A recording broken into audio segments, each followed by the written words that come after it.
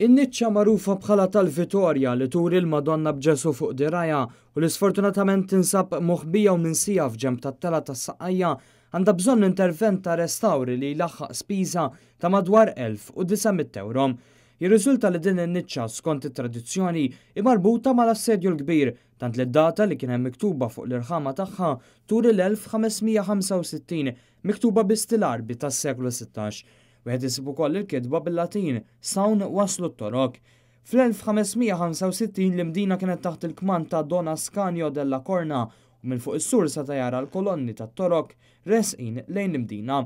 U rrid ħallihom jersqu iktar qabel ma jattakkom meta f'daqqa waħda kif waslu fil-post magħruf bħala ta' Dwierer dawn daru fuq il-lemin u bdew mixin lura lejn San Pawl il-Baħar fejn kellhom ix-xwieni. Don Ascanio u s-soldati tal-imdina ħarġu għalihom u saret taqtija lejn it-torri Falka limiti tal-Mosta fejn ir-riġment tal-imdina ħarġu rebbieħa rebħa li kienu jagħmlu liġiet bl-interċessjoni tal-Madonna. Kien għalhekk kien inbniet din in-niċċa li madankollu llum tinsab fi stat ta' abbandun.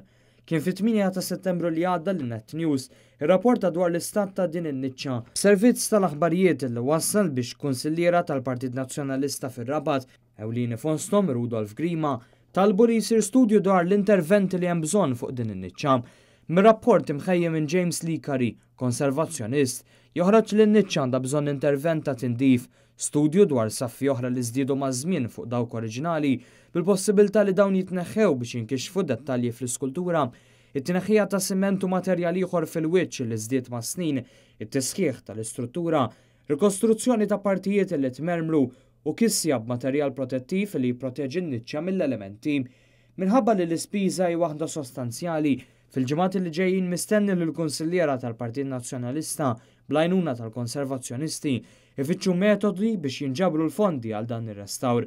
Dan l-istazzjon informat li diġà kien hemm kumpaniji li wrew interess li jgħinu mill-aspett finanzjarju.